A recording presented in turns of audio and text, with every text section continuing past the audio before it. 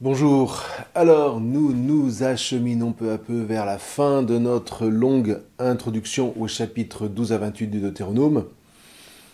Euh, alors si on fait un peu le point, on a mis en place les notions d'être temps et d'être parlant, qui sont en fait des concepts forgés au XXe siècle par le philosophe allemand Martin Heidegger, mais que Daniel Siboni a su vraiment revisiter et enrichir à la lumière de la Torah. Du coup, il en a fait des notions vraiment pénétrantes pour entendre le message intime qui est contenu dans ses livres. On a découvert par ailleurs comment le nom de Hachem nous dévoile un être dont la tâche est d'ouvrir sans cesse l'avenir pour déployer le potentiel inscrit en nous et dans la création dès l'origine. Et puis ce faisant, eh bien, on a compris que chaque ouverture d'avenir, chaque événement produit une secousse d'être qui donne à parler, qui donne à penser, et en définitive qui donne à interpréter.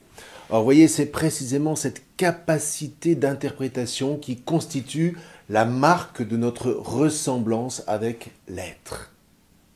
Grâce à cette écoute interprétative de la voix de l'être, eh bien nous voilà capables d'affronter le réel, de le transformer en cette réalité au sein de laquelle, au nom de Hachem, nous pouvons prendre notre place dans la création pour la faire fructifier.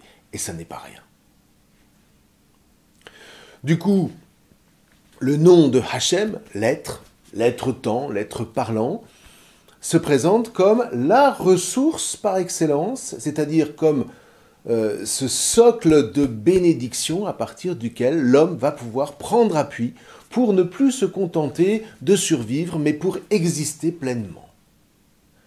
Et mieux, vous voyez, il fait l'expérience que cette bénédiction, grâce à l'interprétation par laquelle il se prend à composer les récits qui vont lui permettre d'alimenter sa mémoire, il fait l'expérience donc que cette bénédiction est transmissible.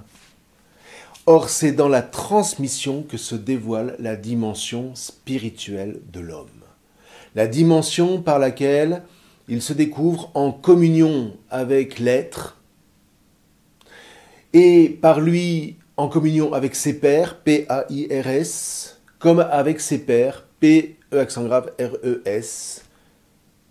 et en communion avec sa descendance. Vous voyez, c'est à partir de cette communion spirituelle que se bâtit un peuple au sens intergénérationnel du terme.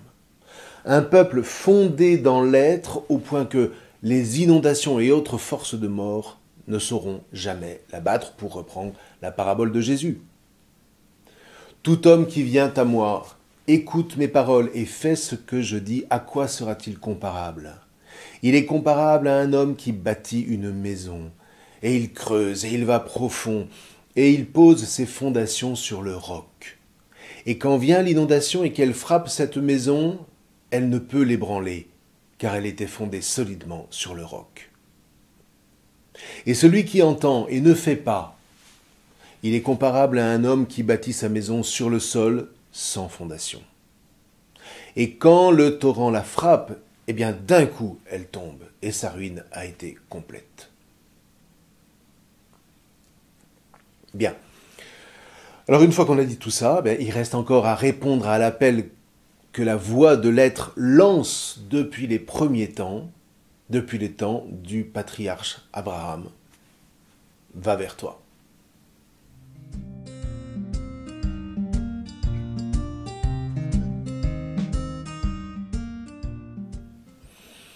Donc, appliquons la règle.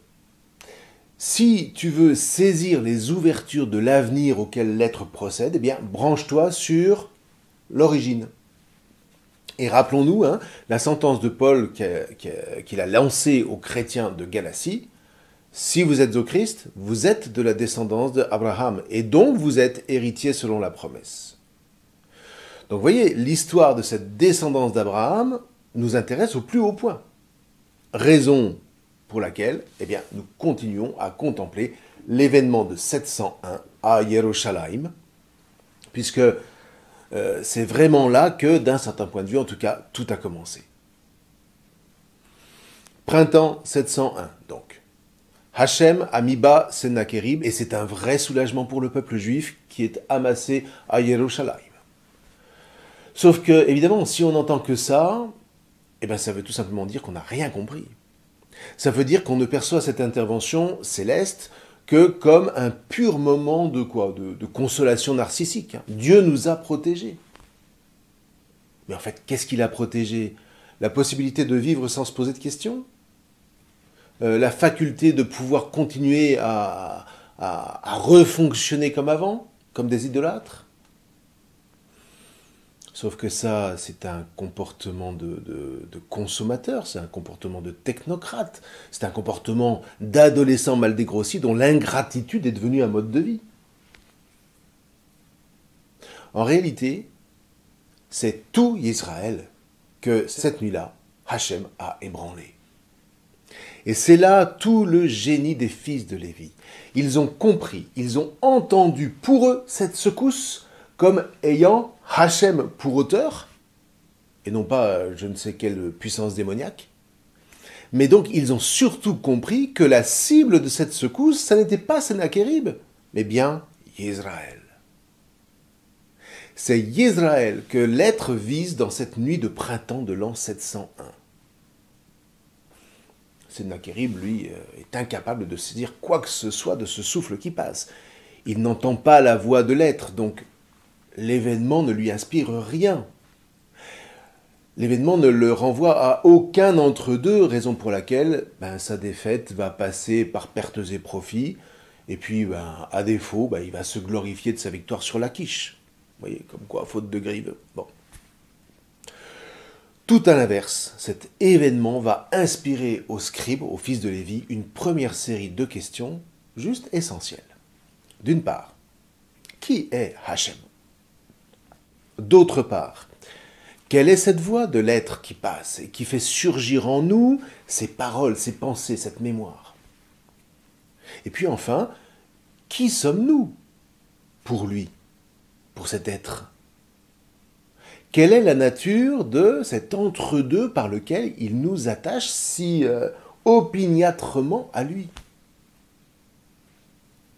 Et en définitive, ce qu'entendent les fils de Lévi, eh bien, c'est que Hachem a jeté à terre tout ce que Israël croyait savoir sur lui, mais qui n'était dans le fond qu'un tissu de fantasmes trop humains, pour ainsi dire. Vous voyez, qu'il s'agisse de remettre sa survie dans les mains d'une divinité qu'on tente de courtiser en lui assurant qu'on lui est soumis, ça s'appelle le servage, ou qu'il s'agisse de projeter ses propres pulsions de toute puissance en imaginant une divinité dévoreuse d'enfants façon Baal, dans un cas comme dans l'autre, c'est de l'idolâtrie. Et c'est ça qu'il faut quitter pour aller vers soi, ce qui n'est pas si simple. Et c'est sans doute la raison pour laquelle un tel départ suppose une secousse d'être hors du commun. Et de fait, cette nuit de salut, fut un vrai choc. Ça a été un trauma digne de ce nom qui a changé le cours de l'histoire de tout Israël pour faire se lever ce peuple et le mettre en marche, alors que jusqu'à ce moment, malgré les appels et les rappels lancés par Hachem, par l'intermédiaire de ses prophètes, l'histoire ne parvenait pas à se dire, elle ne parvenait pas à se déployer. Elle restait comme figée dans une idolâtrie dont les rois eux-mêmes ne parvenaient pas à se défaire. Donc, ok, en 701, Yerushalayim est sauvé, mais c'est au prix qu'il faut à présent tout reprendre à zéro. Alors non pas qu'il faille repartir de zéro, mais maintenant qu'une voix s'est fait entendre dans la nuit, il va falloir laisser ce souffle divin nous inspirer les mots qui permettront d'interpréter le mystère. Il va falloir nous mettre à l'école de ce souffle. Fini de n'envisager que le mode survie. Fini de n'en faire qu'à sa tête au gré des pulsions. Il va falloir obéir et trouver dans cette obéissance le chemin de la bénédiction dont les prophètes n'arrêtent pas de rebattre les oreilles à leur peuple. Bref, il va falloir devenir adulte et il va falloir consentir pour ça à recevoir enfin l'héritage des pères. Alors, À ce stade, précisons quand même, en fait, quand on dit que tout a commencé en 701, c'est à la fois vrai et pas vrai. Ce qui a commencé en 701, c'est un réveil, un revival, comme disent les Américains, un renouveau.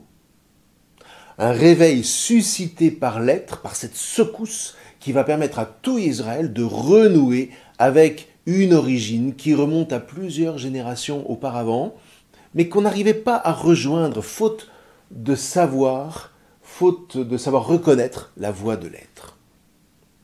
Et en fait, comme le dit le patriarche Jacob à Bethel, l'être était là, mais on ne le savait pas, on ne le connaissait pas.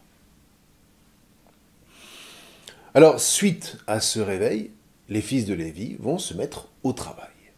Et ils vont scruter les récits mémoriaux des différentes traditions désormais agglutinées autour du sanctuaire de Yerushalayim depuis qu'elles ont dû fuir le sol natal. Ils deviennent capables alors de faire jouer des entre-deux qui jusqu'alors leur avaient complètement échappé. Et ils découvrent, à l'écoute de ces récits épars, que cette voix de l'être parlant, de l'être temps, était bel et bien déjà passée autrefois. Et Dieu merci, même si on n'avait pas entendu cette voix, eh bien, des traces de ce passage, de ces passages, restaient gravées dans la mémoire des clans de Israël et de Yehuda. Ces traces formaient un corpus d'indices qui pointaient tous dans la même direction. Hachem était l'être, il était celui qui était et à venir, illuminant toute nuit pour qu'un avenir s'ouvre, là même où, sans ces passages, l'histoire serait restée figée dans le mutisme. Il s'agit donc pour les fils de Lévi de rassembler ces témoignages qui concernent les passages de la voix de l'être, les secousses d'être qui ont marqué la mémoire des clans. Et puis surtout, il leur revient d'articuler cette mémoire, ces mémoires, pour en faire un récit qu'on sache transmettre, non plus seulement aux membres d'un clan particulier, mais désormais à tout Israël. Vous voyez, vraiment, j'espère que vous sentez à quel point cette expression de tout Israël est un marqueur de ce renouveau de la pensée juive dont le Deutéronome porte vraiment la griffe. À chaque fois que dans le texte vous lisez tout Israël, rappelez-vous, ce texte est rédigé après 701, donc à partir du 7e siècle. Autrement dit, vous voyez, il s'agit pour les fils de Lévi de mettre en mots un héritage qui soit transmissible à toutes les générations qui viendront et qui constitueront désormais, à proprement parler, le peuple juif. Et c'est d'ailleurs parce qu'il est question d'héritage, de transmission, qu'on appelle la Bible un testament. Ne cherchez pas d'autres raisons. Il s'agit de l'héritage que Hachem livre à travers ces secousses d'être que tout Israël est la seule nation à savoir reconnaître comme autant de signes de bénédiction. Et pour aller jusqu'au bout, comme les signes de son élection. Alors bien entendu, tout ne s'est pas élaboré dans l'instant. L'élaboration patiente de ce récit, de cette Torah, sera le grand œuvre de l'exil à Babylone et des siècles qui vont suivre. Mais elle a commencé là, comme une espèce de Big Bang, si vous voulez, un réveil, encore une fois, un sursaut spirituel qui allait changer la face de tout Israël et par lui, ne rien changer de moins que la face du monde.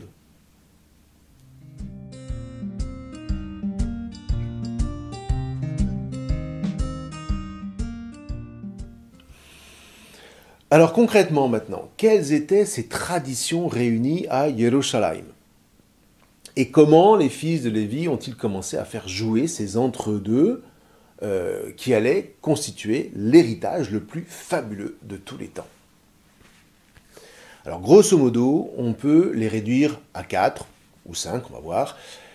Ce qui ne veut pas dire qu'il n'y en avait pas d'autres, mais ces 4-là, ou ces 5-là, à tout le moins, étaient fédératrices et elles s'articulaient sur 4 grandes figures fondatrices. Tout d'abord, 2 clans majoritaires participaient plus activement à la fédération du royaume de Israël au nord, les clans de Éphraïm et Mnaché. Ce sont eux qui faisaient le plus la pige au royaume de Yehuda, auprès de qui pourtant ils venaient aujourd'hui trouver refuge. En mémoire de cette compétition, il n'est pas tellement étonnant que leur figure fondatrice ait eu un traitement un peu à part. Vous voyez, Éphraïm et Menaché se disaient fils d'un certain Joseph. Alors ces deux clans, Éphraïm et Menaché, n'étaient pas dépourvus sans doute de prétentions hégémoniques, agaçantes pour les autres clans de la Fédération du Nord. Et on en a une trace dans le récit des premiers songes de Joseph au sein de sa famille au chapitre 37 de la Genèse. Mais quoi qu'il en soit, on peut dire qu'à côté de Jacob, Joseph est vraiment l'autre patriarche fondateur d'Israël. On s'est suffisamment arrêté sur lui dans les vidéos sur la Genèse. Alors on a tendance toujours maintenant à le laisser un peu de côté, mais c'est très dommageable, parce qu'il reste une figure incontournable des origines, donc de la mémoire de tout Israël. Toujours est-il que donc, la tradition de Éphraïm et de Menaché nous raconte que Joseph, leur figure fondatrice, va passer une quinzaine d'années d'esclavage et de prison en Mitzraïm. Jusqu'à ce qu'une nuit déterminante, Hachem passe. Pharaon est secoué en songe. Et parce que Joseph seul s'avère capable de lui en donner l'interprétation, le voilà propulsé de la mort à la vie. Par les mots même souverains de Pharaon, Hachem élève Joseph de sa prison jusqu'aux plus hautes destinées de l'Empire, de sorte qu'il va sauver ses frères sémites de la famine annoncée. Voyez ? Premier indice qui donne à penser, donc à parler. Hachem, cette nuit-là, a soufflé, et l'histoire dont la fermeture semblait mais complètement programmée s'est ouverte sur un avenir totalement inattendu en faveur de Joseph, et par lui en faveur de tout Israël. À côté de cet immense personnage remonte parallèlement en mémoire la figure de Jacob. Alors cette fois, Jacob, c'est la figure fondatrice plutôt des tribus du nord-est de Canaan. Alors lui aussi, dit cette autre tradition, alors qu'il partait en exil pour fuir la mort qui le guettait après ses frasques au sein de sa propre famille, lui aussi donc connut une nuit où passa Hachem à Béthel.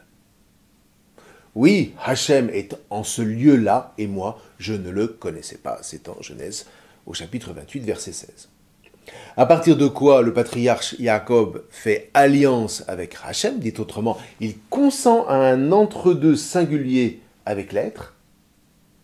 Alors ça ne veut pas dire qu'il change de vie à cette époque, mais quand même, l'alliance entre Hachem et lui est posée.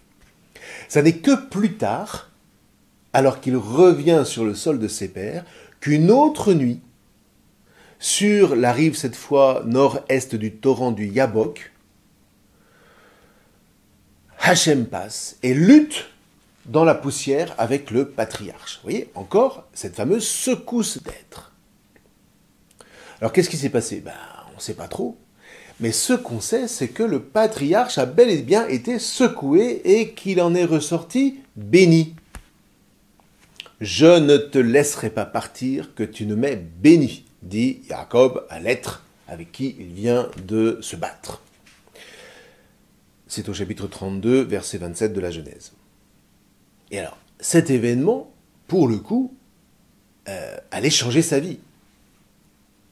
Il se savait béni, bien que le signe de cette bénédiction fût paradoxalement une blessure à la hanche. Voilà, vous voyez, dans cette secousse, dans ce combat spirituel, il perd sa superbe extérieure, il va boiter tout le reste de sa vie. Mais jusque-là, Jacob marchait extérieurement droit, mais dans le fond, il était boiteux à l'intérieur. C'était un fiefé filou. D'ailleurs, le prophète Osée, Hoshea, ne l'aimait pas. En même temps, reconnaissons qu'il était courageux, c'était un leader, donc tout n'était pas négatif chez lui. Mais il n'en reste pas moins qu'après le passage de l'être qui fut pour lui une invraisemblable secousse d'être, eh bien le voici droit à l'intérieur. Sa blessure extérieure restera la marque inscrite dans sa chair du passage de l'être. Mais cette blessure même constituera toute sa vie le signe, le rappel de sa bénédiction. Grâce à elle, dit cette tradition, Jacob va pouvoir traverser les années sombres qui se profilent à la fois pour lui et pour sa famille. Deuxième indice donc qui donne à penser et à parler. À l'ouest, par ailleurs, une autre figure, une autre tradition se distingue, celle de Yitzhak. Alors, on sait assez peu de choses sur lui, mais on se souvient d'une nuit où un autel a été dressé sur la montagne de Hachem pour que son père l'offrit en sacrifice. Mais il fut épargné par, nous dit-on, le passage de l'être qui retient le bras de son sacrificateur. Voilà, là encore, c'est une sacrée secousse d'être. Et cette secousse va faire que cet épisode ne passera jamais dans l'oubli, de sorte que sa descendance, depuis, sait au moins une chose: jamais Hachem n'acceptera que lui soit offert un sacrifice humain. Encore moins un premier-né, comme cela se pratiquait assez communément dans le culte de Baal. Dès lors, fini cet acte idolâtre. Le culte de l'être et celui de Baal sont dorénavant étrangers l'un à l'autre. On ne joue plus dans la même cour. Alors évidemment, il faudra du temps pour que cette distinction prenne effet, et il n'est même pas impossible qu'elle ait véritablement eu force de loi uniquement à partir de 701, et encore pas sûr, parce que la suite ne va vraiment pas être très simple. Mais en attendant, la leçon de cette secousse va marquer la mémoire de tout Israël, génération après génération. Troisième indice pour les fils de Lévi, qui donne à penser, et donc à parler. Alors ceci dit, il y avait aussi un patriarche en Yehuda, dans le sud, du nom de Abraham, dont le nom signifie père d'une multitude. Je vous passe les détails. Pour lui aussi, on fait mémoire d'une nuit, d'un sommeil mystérieux où Hachem est passé et a tranché avec ce patriarche une alliance, un entre-deux. Une alliance assortie de la promesse d'un fils à venir dans sa vieillesse. Le chapitre 15 de la Genèse en a gardé la trace, entre autres. Quatrième indice, qui donne à penser, donc à parler. Et quitte à donner à Abraham une place dans le récit national, eh bien les fils de Lévi vont faire valoir que sur ces quatre figures majeures, quand bien même on se souvient qu'il vient de Mésopotamie, Abraham se positionne comme le seul patriarche judéen. Or, il y avait un fait quand même assez incontournable. Le royaume de Yehuda, la Judée, est le seul sol définitivement agréé par Hachem au détriment de celui de Israël, puisque ce dernier a disparu. Ce qui va leur laisser à penser qu'Abraham a une place d'élection singulière dans l'entre-deux avec Hachem, raison pour laquelle les fils de Lévi, à bon droit, vont le positionner comme le père de tout Israël, c'est-à-dire de tous ceux qui, à son exemple, ont foi en l'être. Et c'est comme ça que Abraham va devenir Abraham, notre père, Abraham Abinu, en hébreu. Alors évidemment, c'est analogique, on est bien d'accord. Ça n'est pas historique au sens analytique occidental, mais il n'empêche, le sens purement historique ne donne rien à penser. C'est comme ça, c'est tout, circuler, il n'y a rien à dire. Alors que l'analogie, elle, nous présente les patriarches selon un ordonnancement réfléchi et inspirant. Et personnellement, j'aime à penser qu'en Jésus, pour les chrétiens aussi, Abraham est bien Abinu, notre Père. Et puis enfin, on ne peut pas laisser sous silence une dernière tradition, connue au 8e siècle à Yerushalayim, à l'époque du roi Ézéchias. Cette tradition remonte au roi David. Vous voyez, le clan de Yehuda, toujours lui, garde la mémoire que le premier roi de la dynastie jérusalémite, qui est en fait en territoire benjaminite, mais c'est pas grave, les deux territoires, les deux traditions sont fusionnées. Donc, David fit quérir une arche mystérieusement gardée jusque-là à Kiryat Yarim pour l'entreposer non loin de Yerushalayim, sa capitale. Une arche pour laquelle son fils, Salomon, dit-on, fit édifier un grandiose sanctuaire. Or, il se trouve que cette tradition était dans le même temps attachée à un certain Moïse. Elle rapportait entre autres qu'une nuit, alors que les Hébreux étaient esclaves en Mitzraïm, l'être était passé pour secouer les Hébreux et les mettre en marche vers le sol promis, en Canaan.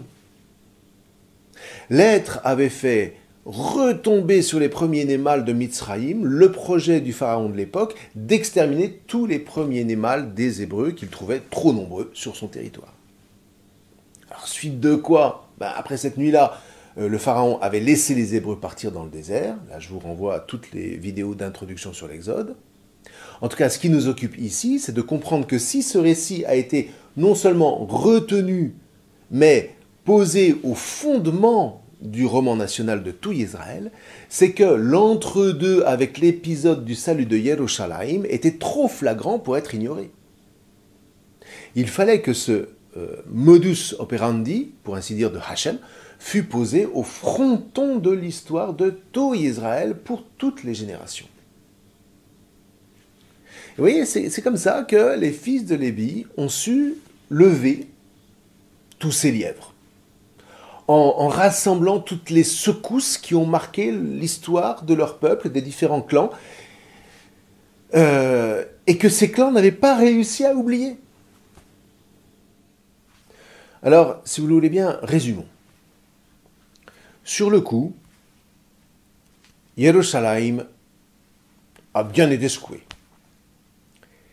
Mais voilà qu'après coup, à la lumière des mémoires que collectent les fils de Lévi, cette secousse se met à renvoyer à une multitude d'autres secousses antérieures, et ces entre-deux se mettent à dévoiler en définitive à tout Israël un Dieu unique en son genre.